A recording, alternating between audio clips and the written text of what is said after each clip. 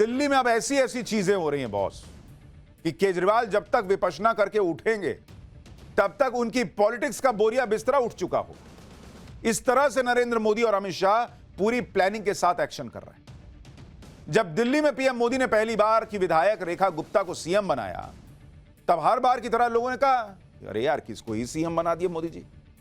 लेकिन बॉस, मात्र 15 दिन में मुख्यमंत्री रेखा गुप्ता ने जिस स्पीड से काम किया है, उन्होंने साबित कर दिया है कि नरेंद्र मोदी किसी पर यूं ही भरोसा करके अपने वादे पूरे करने की गारंटी का जिम्मा उनको किसी को नहीं सौंप देते। मोदी थे तो आज गुजरात में, लेकिन दिल्ली में आज जो हुआ उसने केजरीवाल की पॉलिटिक्स के पैकअप का इंतजाम और तगड़ा कर दिया। भाई आप खुद देखिए, दिल्ली में 2500 रुपए महिलाओं को देने के मामले में आज बड़ी खबर आ गई। क्या खबर आई आगे बताऊंगा। दिल्ली में रोहिंग्या पर बड़ा एक्शन हो गया, वो एक्शन दिखाऊंगा। दिल्ली में हिंदू परिवारों को पलायन पर मजबूर करने वालों की बैंड बजा दी गई, उसकी खबर दिखाऊंगा। दिल्ली में लॉ एंड ऑर्डर की स्थिति बिगाड़ने वालों का एनकाउंटर शुरू हो गया है। दिल्ली में मुगल प्रेमियों को झटका देने वाले बड़े फैसले हो रहे हैं।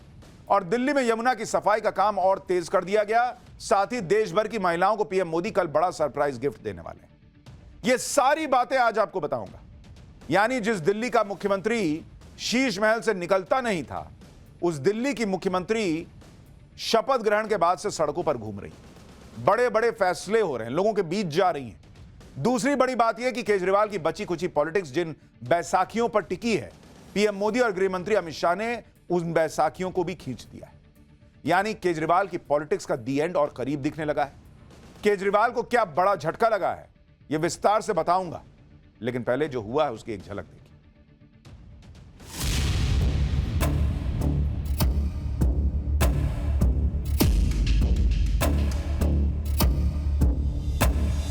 कि अपने को दूसरे से बड़ा मुगले आजम बनाने के लिए ये पगले आजम बनने की तरफ जा रहे हैं।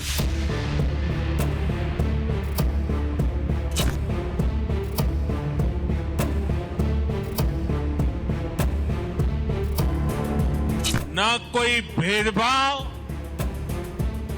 ना कोई छूटे, ना कोई रूठे और न कोई किसी को ठगे। दिल्ली को लेकर पीएम मोदी कितने सीरियस हैं, इसकी एक बड़ी झलक तो लोगों को तभी दिख गई थी जब चुनाव जीतते ही दिल्ली में यमुना सफाई का काम तेज हो गया। लेकिन यमुना की सफाई के साथ साथ अब वो सफाई भी हो रही है जिसको लेकर लोग पूछते थे कि बॉस ये कब होगा। घुसपैठिए रोहिंग्याज पर दिल्ली की नई सरकार के आते ही ताबड़तोड़ एक्शन शुरू हो गया। यानी दिल्ली को अवैध घुसपैठियों से मुक्त बनाने का काम भी तेजी से शुरू हो गया है। अवैध घुसपैठियों की सफाई तेज हो गई है। रोहिंग्या और अवैध बांग्लादेशियों को लेकर रेखा गुप्ता की सरकार सख्त हो रही है और इसका असर दिल्ली की झुग्गियों पर दिख रहा है। शाहीन बाग, संगम विहार, तिगरी जैसे इलाकों की झुग्गियों में रहने वालों के दस्तावेज चेक हो रहे हैं बॉस। इस दौरान संदिग्ध प्रवासियों की पहचान की गई है, उनके दस्तावेजों की जांच की गई है और उनकी सोशल मीडिया गतिविधियों को भी चेक किया जा रहा है। देखिए वहां क्या हो रहा है, ग्राउंड से एक रिपोर्ट देखिए, फिर आगे की बात बताता हूं। केंद्रीय गृह मंत्री अमित शाह की दिल्ली के मुख्यमंत्री रेखा गुप्ता और दिल्ली पुलिस कमिश्नर संजय अरोड़ा के साथ हुई मीटिंग के बाद दिल्ली में एक खास अभियान चलाया जा रहा है। ये खास अभियान अवैध रूप से रह रहे रोहिंग्या और बांग्लादेशियों के लिए चलाया जा रहा है। तस्वीरों के जरिए हम आपको दिखाएंगे। संगम विहार इलाके की ये तस्वीर है जहां पर आप साफ तौर पे देख सकते हैं किस तरीके से यहाँ पर ये ड्राइव चलाया जा रहा है। खास बात यह है कि इस बार इस ड्राइव की अगर हम बात करें तो आधार कार्ड के साथ साथ बैंक अकाउंट डिटेल्स, साथ ही साथ सोशल मीडिया अकाउंट और फोन को भी चेक किया जा रहा है। आप सोचिए, इसी दिल्ली में नारे लगते थे कि कागज नहीं दिखाएंगे। हालांकि वो एनआरसी के लिए बात होती थी, लेकिन एनआरसी तो अभी आई नहीं। लेकिन जो अवैध घुसपैठ करके बैठे, जब उनकी चेकिंग शुरू हुई तो कागज दिखा रहे हैं लोग। ये होता है जब वक्त का पहिया घूमता है, एक मजबूत सरकार आ जाती है। यह कार्रवाई दिल्ली की सीएम रेखा गुप्ता के निर्देश के बाद हो रही है। कुछ दिन पहले दिल्ली की मुख्यमंत्री रेखा गुप्ता और केंद्रीय गृह मंत्री अमित शाह की एक अहम बैठक हुई थी। बैठक में कानून व्यवस्था और रोहिंग्यास के मुद्दे पर चर्चा हुई थी। बैठक के बाद ही सीएम रेखा गुप्ता ने एक्शन का फैसला लिया था। अभी तक करीब 33 बांग्लादेशियों को डिपोर्ट किया भी जा चुका है। कई लोग डिटेंशन सेंटर में हैं जिनको डिपोर्ट किया जाएगा। यानी दिल्ली में रोहिंग्या, जो घुसपैठिए रोहिंग्या हैं, इनकी एक बड़ी समस्या थी, उस पर अब दिल्ली में नई सरकार ने आते ताबड़तोड़ एक्शन शुरू कर दिया। सवाल यह है कि केजरीवाल ये नहीं कर सकते थे, क्यों नहीं किया केजरीवाल ने? यही तो बीजेपी कहती थी कि जानबूझ के ऐसे लोगों को बसाया है केजरीवाल ने ताकि वोट बैंक की पॉलिटिक्स हो सके, और बीजेपी अब करके दिखा रही है कि देखिए हम कर सकते हैं, ये नहीं कर रहे थे।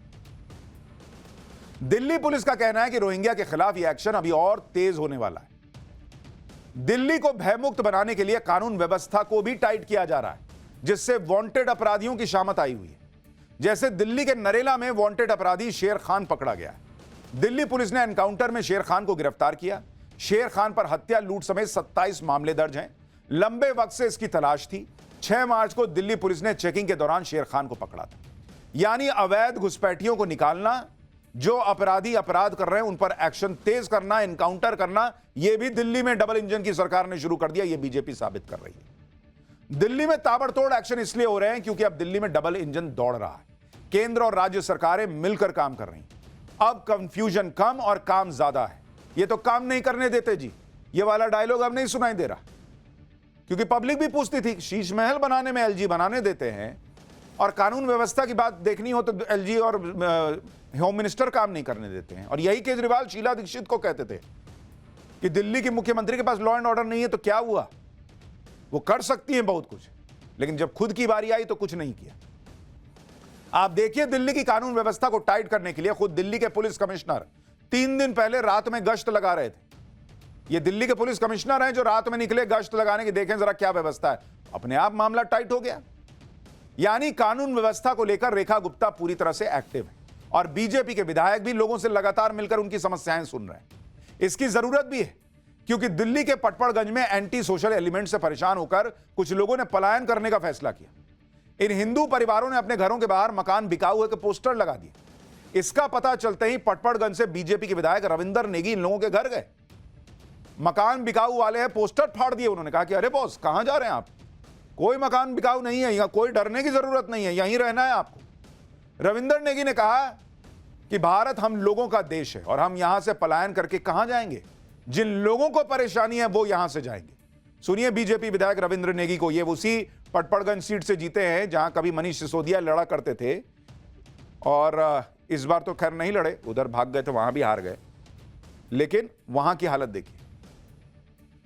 संदेश ये देना चाहता हूं कि आपको जरूरत क्या है मकान बेचने की? हम कानून और संविधान को मानते हैं, हम कानून के तहत काम कर रहे हैं। जो कोई गलत चीज कर रहा है तो जरूर उसके कानून के तहत कार्रवाई होगी, और कार्रवाई 100% होगी। हमें जरूरत क्या है मकानों के आगे हमें बिकाऊ लिखने की? कोई प्लान करने की जरूरत ही नहीं है। हिंदुस्तान में प्लान करके कहाँ जाएंगे हम लोग? हमारा देश है ये भाई, भारत हमारा देश है, हिंदुस्तान हमारा देश है, हिंदुओं का देश है। हम कहाँ जाएंगे? हम यहीं रहेंगे। क्या दिक्कत है? किसी को अगर परेशानी है वो जाएगा, जिसको हमसे परेशानी है वो भागेगा। हम क्यों भागेंगे? भाई दिल्ली में बड़े बड़े काम तेजी से हो रहे हैं, और अब तो यह खबर भी आ गई है कि दिल्ली को पीएम मोदी ने जो सबसे बड़ी 2500 रुपए महिलाओं को देने की गारंटी दी थी, वो भी कल पूरी होने वाली। सूत्रों के हवाले से खबर है कि कल सुबह दिल्ली कैबिनेट की एक बैठक होगी। इस बैठक में हर महीने 2500 रुपए की वित्तीय सहायता देने वाली महिला समृद्धि योजना का ऐलान हो जाएगा। कल महिला दिवस पर दिल्ली के जवाहरलाल नेहरू स्टेडियम में इससे जुड़ा कार्यक्रम होगा। इस कार्यक्रम में बीजेपी अध्यक्ष जेपी नड्डा, दिल्ली की मुख्यमंत्री रेखा गुप्ता और बीजेपी महिला मोर्चा की अध्यक्ष शामिल होंगे। सूत्रों के मुताबिक दिल्ली में सालाना 2.5 लाख से कम कमाने वाली महिलाएं इस योजना की लाभार्थी होंगी। 21 से 60 साल की महिलाओं को यह हर महीने 2,500 रुपए की मदद दी जाएगी। कल ही इस योजना के लाभार्थियों का ऑनलाइन रजिस्ट्रेशन भी शुरू हो जाएगा। यानी उधर जब तक केजरीवाल विपश्यना करके उठेंगे, बाहर निकलेंगे, पूछेंगे कि आतिशी जी को फोन लगाएंगे कि हाँ भाई अब किस पे प्रेस कॉन्फ्रेंस करना है, तो आतिशी जी कहेंगे किस पे करें सर, 2,500 भी दे रहे हैं लोग, तो लॉ एंड ऑर्डर भी ठीक कर रहे हैं, रोहिंग्या को भी निकालने का काम होने लगा है, तो फिर कुछ बनेगा प्लान। फिलहाल पता नहीं क्या है। दिल्ली में जो काम बीजेपी कर रही है, यही काम अरविंद केजरीवाल को करना था, लेकिन वो तो शीश महल बनाने के चक्कर में फंसे रहे कि पर्दा देखो ठीक आया है कि नहीं, 4 लाख वाला कमोड आया है कि नहीं, यही सब में फंसे रह गए। यहां जनता ने अपना सीएम बदल दिया कि जाओ तुम रहो उधर। लेकिन लगता है कि हार से भी आम आदमी पार्टी सबक नहीं ले रही, वो अभी भी वही हिट एंड रन वाली पॉलिटिक्स में उलझी हुई। दिल्ली में सरकार बने हुए 15-17 दिन ही हुए और आम आदमी पार्टी 1500 बार महिलाओं को 2500 रुपए देने का प्रदर्शन कर चुकी है, ऐसा लग रहा है। जबकि ये बात पहले ही क्लियर हो चुकी थी कि बीजेपी 8 मार्च को इस योजना को लॉन्च करेगी। आज भी दिल्ली की पूर्व सीएम आतिशी ने दिल्ली की सीएम रेखा गुप्ता को चिट्ठी लिख दी, कहा कि पीएम मोदी ने वादा किया था, अब एक ही दिन बाकी है। लेकिन पब्लिक कह रही है कि इसका मतलब केजरीवाल के वादे की कोई वैल्यू नहीं है।